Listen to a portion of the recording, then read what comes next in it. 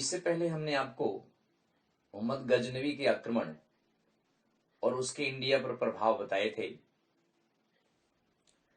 मोहम्मद गजनवी, जैसा कि आप जानते हैं, यामिनी वंश का था, जबकि मोहम्मद गोरी यह भारत पर आक्रमण करने वाला तीसरा मुस्लिम आक्रमणकारी था। इसका पूरा नाम मुइजुद्दीन मोहम्मद बिन गोरी इसलिए कहा जाता है क्योंकि गौड़ पर शासन किया था इसने। दोस्तों, मोहम्मद गोरी का भारत पर आक्रमण करने का मुख्य उद्देश्य वह भारत को अपने साम्राज्य में शामिल करना चाहता था। वह मोहम्मद गजनवी की तरह नहीं था। मोहम्मद गजनवी भारत को लूटने के लिए इंडिया पर अटैक करता था, जबकि मोहम्मद गोरी का मुख्य उद्देश्य भारत को जीतकर अपने साम्राज्य गौड़ में शामिल करना था। वैसे मोहम्मद गोरी शंसबनी डायनेस्टी का था। याद रखें, शंसबनी डायनेस्टी का था। यह डायनेस्टी अफगानिस्तान के गौड़ में आई और गोरियों ने गौड़ को गजनवी के वंशज से जीता था। वैसे अफगानिस्तान एरियाज में उस समय ख्वारिज्म के शाह ईरान पर शासन करते थे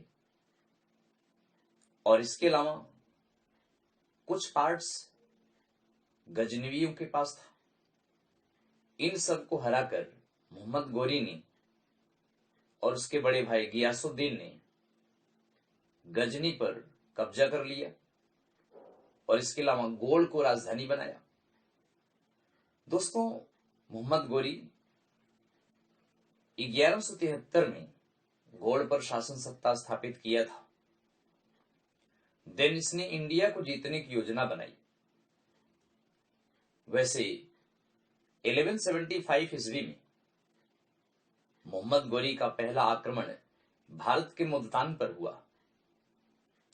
यहां करमाथी नामक शिया मुस्लिम्स का शासन था। इसने करमाथियों को हराया और उससे आगे बढ़ा, सिंध के उच्च वाले एरिया पर कब्जा कर लिया, जहां सुम्र नाम की कम्युनिटी शासन करती थी। याद रखें, सुम्र नाम की कम्युनिटी शासन करती थी।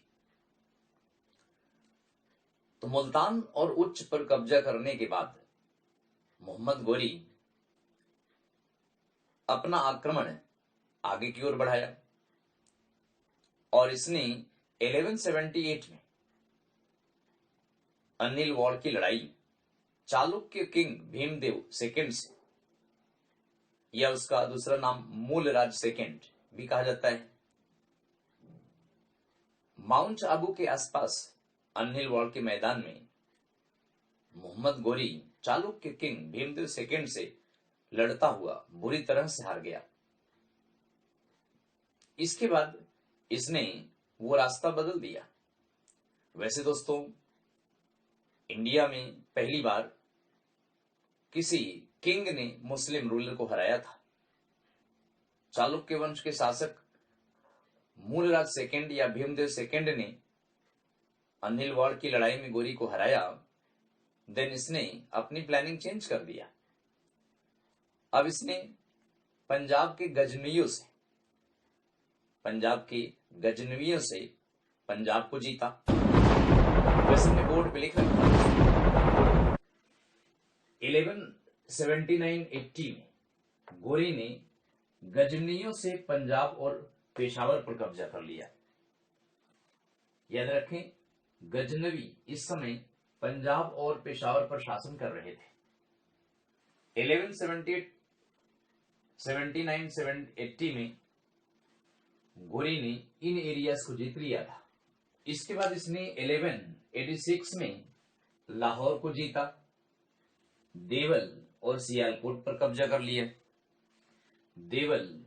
देवल और सियालकोट पर कब्जा करने के बाद फिर ये आगे बढ़ा।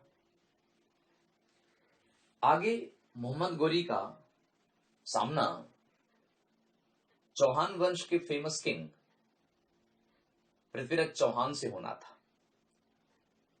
दोस्तों, पृथ्वीराज चौहान चौहान डायनेस्टी का सबसे पावरफुल किंग था। और जैसा कि आप जानते हैं, चौहान डायनेस्टी अजमेर और दिल्ली में आई थी। वैसे दोस्तों, दिल्ली शहर की स्थापना अनंगपाल तोमर ने 736 ईस्वी में किया था। याद रखें, 736 एडी में, 736 ईस्वी में अनंगपाल तोमर ने ढिल्लीका के नाम पर दिल्ली शहर की स्थापना किया था। लेकिन तोमरों को हराकर पृथ्वीराज चौहान ने दिल्ली पर कब्जा कर लिया था और दिल्ली का नाम, या दिल्ली में एक शहर इसने बसाया, राय पिथौरागढ़ शहर का नाम है। और राय पिथौरागढ़, यहीं पर इसने किला भी बनवाया।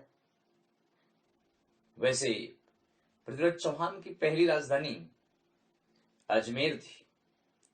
बाद में इसने राय पिथौरागढ़ दिल्ली में राजधानी बनाया, तोमरों को हराया। दोस्तों, पृथ्वीराज चौहान को पृथ्वीराज थर्ड भी कहा गया है। पृथ्वीराज चौहान को पृथ्वीराज थर्ड भी कहा गया है और यह इस वंश का सबसे प्रतापी राजा था। वैसे पृथ्वीराज चौहान ने चालुक्य वंश के शासक भीमदेव सेकंड से भी लड़ाई लड़ा, लेकिन वह चालुक्य किंग से हार गया था। और इसने गहरवाल वंश की जयचंद से भी लड़ा था। वैसे गहरवाल डायनेस्टी के बारे में कहा जाता है, जयचंद के बारे में कहा जाता है कि इसने जयचंद की पुत्री संयोगिता से प्रेम किया था और उसकी पुत्री संयोगिता को किडनैप करके उससे शादी कर लिया था, जिस वजह से जयचंद और पृथ्वीराज चौहान में आपस में बनती नहीं थी। वैसे दोस्तों, यह माइथोलॉजी है। पृथ्वीराज चौहान के दरबारी कवि चंदबरदाई ने यह स्टोरी अपनी किताब पृथ्वीराज रासों में लिखा है। वैसे बहुत सारे हिस्टोरियन इस घटना से अनभिज्ञ हैं, या इस घटना का जिक्र नहीं करते हैं, या यूं कहते हैं कि यह एक माइथोलॉजी है, यानी यह काल्पनिक बात है, ऐसा कोई इंसिडेंट हुआ ही नहीं था। बट याद रखें दोस्तों, पृथ्वीराज चौहान ने और भी पड़ोसी देशों के राजा को हराया, जिसमें चंदेल के तत्कालीन किंग परमर्दी देव थे, जिनकी राजधानी महोबा थी। महोबा यूपी में है। परमर्दी देव के दो प्रसिद्ध सेना नायक थे, आल्हा उदल। कहा जाता है कि पृथ्वीराज चौहान ने इन दो सेना नायकों को हराकर मार दिया था। और वैसे महोबा में आजकल या इस समय इनके बारे में तमाम कहानियां हैं, आल्हा उदल के बारे में। वैसे दोस्तों, मध्य प्रदेश के जबलपुर वाले एरिया त्रिपुरी में कलचुरी वंश का शासन था। यह भी राजपूत थे। और इससे आगे अगर थोड़ा बढ़े तो मालवा वाले एरिया में परमार डायनेस्टी का शासन था। तो इस तरह से अगर आप देखें तो उत्तर भारत में अजमेर, दिल्ली में चौहान डायनेस्टी, दिल्ली में तोमर वंश का शासन भी था।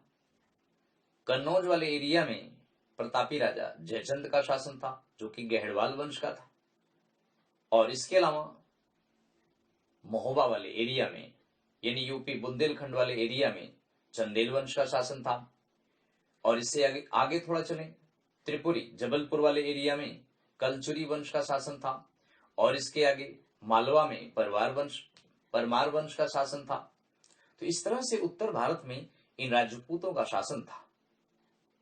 इनमें सबसे प्रतापी पृथ्वीराज चौहान को माना गया है, यानी पृथ्वीराज थर्ड को कहा गया है।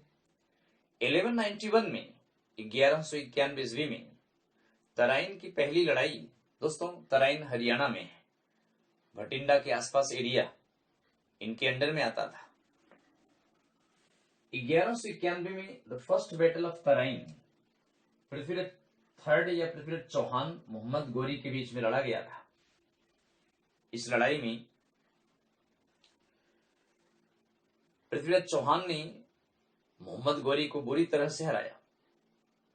और कहा जाता है कि इस हार के बाद पृथ्वीराज चौहान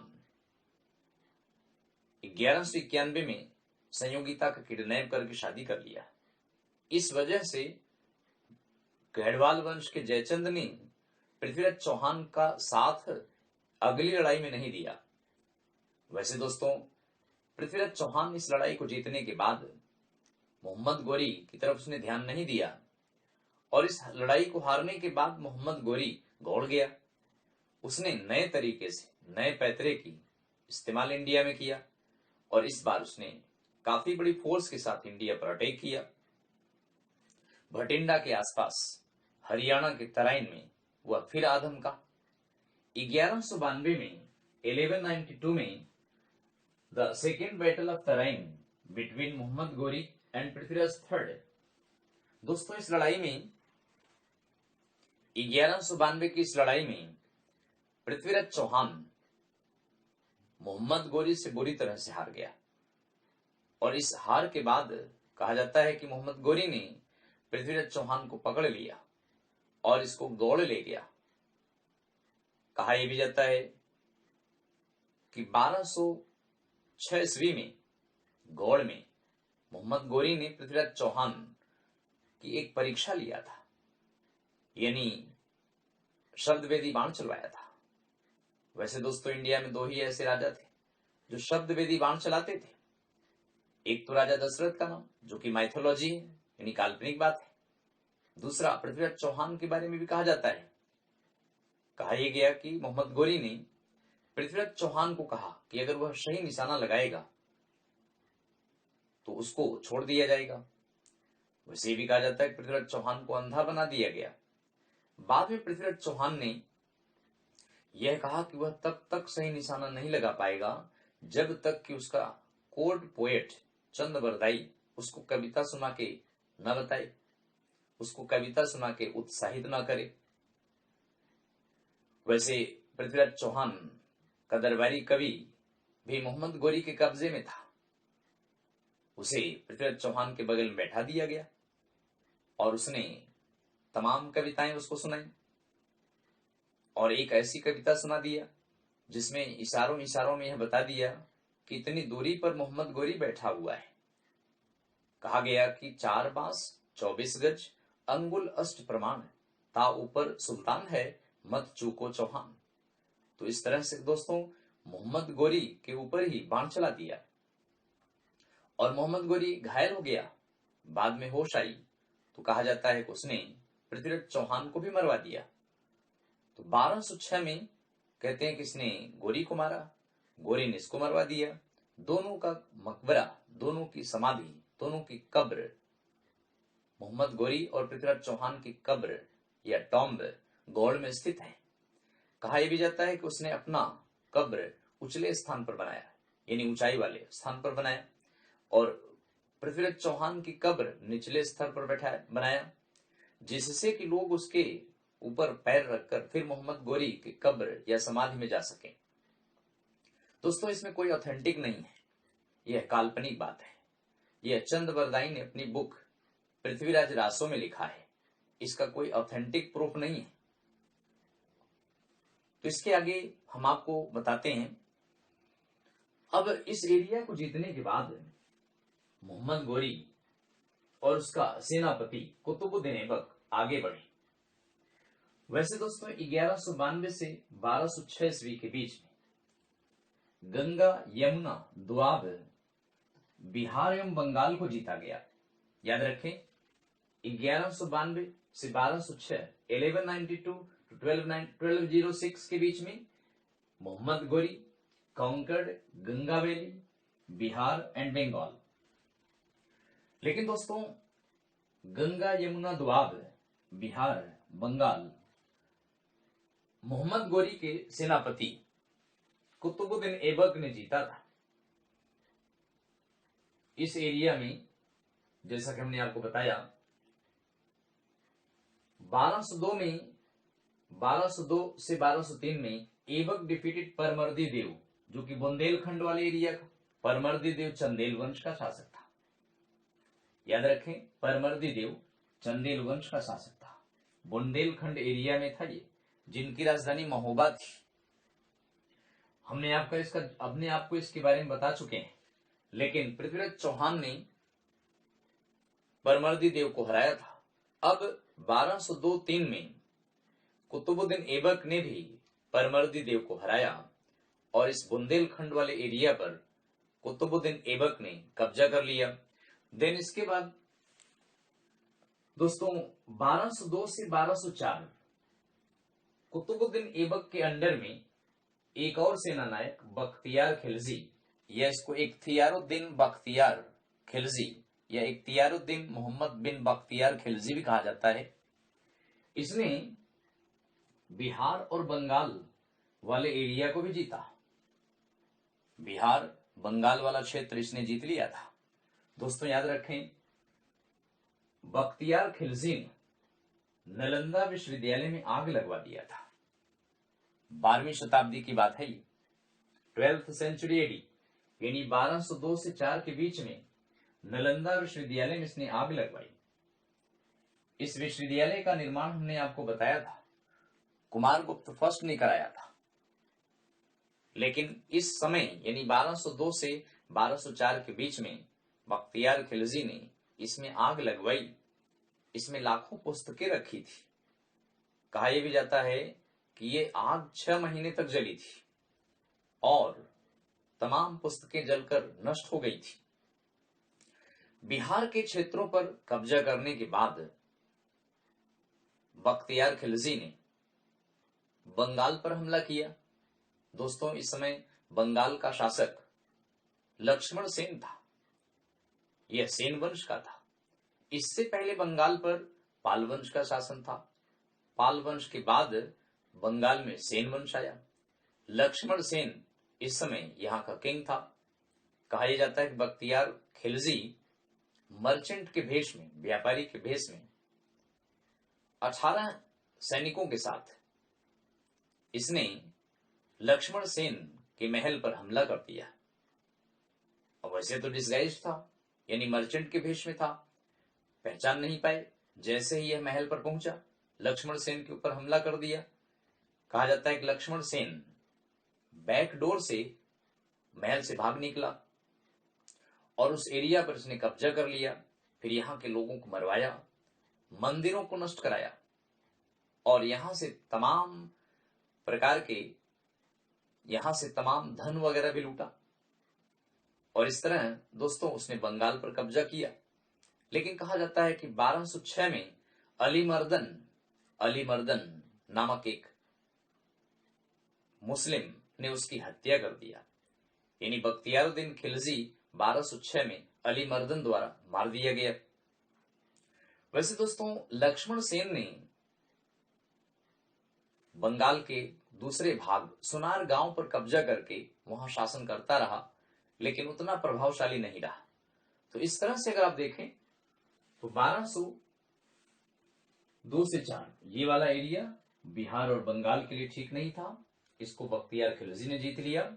इसके आगे 1206 में मोहम्मद गोरी इंडिया से वापस लौटते वक्त सिंध प्रांत में शाम के समय नमाज पढ़ने बैठा। अकस्मात खोखर या गक्कर नामक कबीलों ने उस पर हमला कर दिया और वह बुरी तरह से घायल हो गया था। और ये कहा जाता है कि 1206 में गौड़ पहुंचते पहुंचते उसका देहांत हो गया। वैसे मोहम्मद गोरी के दरबारी कवि फखरुद्दीन गाजी और नाज़्मे उरूजी थे। याद रखें, फखरुद्दीन गाजी, नाज़्मे उरूजी दो फेमस कवि थे इसके दरबार में। तो दोस्तों इस तरह मोहम्मद गोरी का देहांत हो गया। लेकिन मोहम्मद गोरी का एक बड़ा विश्वसनीय सेनापति जिसका नाम कुतुबुद्दीन ऐबक था, उसने इंडिया वाले पोर्शन पर शासन चला रहा था। जब इसका मालिक मरा तो वह इंडिया में सिपह सालार के पद पर था।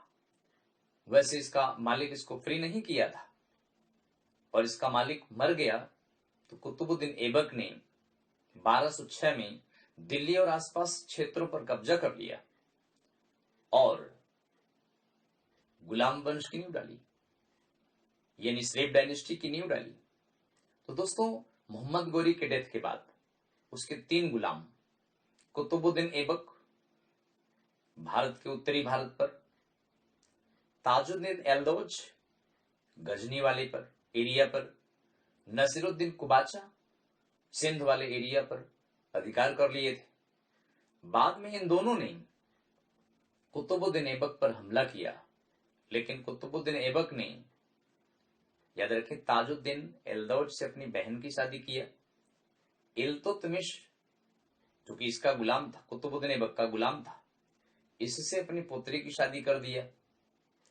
इस तरह से ताजुद्दीन एल्दौज और नसरुद्दीन कुबाचा के साथ इसने अपना संबंध बना लिया और ये दोनों अपने अपने क्षेत्रों में वापस चले गए। तो दोस्तों, कुतुबुद्दीन ऐबक, याद रखें, दिल्ली सल्तनत में गुलाम वंश का फाउंडर है, लेकिन मोहम्मद गोरी इसको फ्री नहीं किया। यह सिपह सलार या मलिक के पद पर शासन किया। तो ये हम आपको नेक्स्ट वीडियो क्लिप में डिस्कस करेंगे, जिसमें स्लेव डायनेस्टी के बारे में आपको बताएंगे। उम्मीद है कि यह वीडियो क्लिप आपको पसंद आई होगी, और अगर यह पसंद आई तो आप इसको सब्सक्राइब करें, लाइक करें।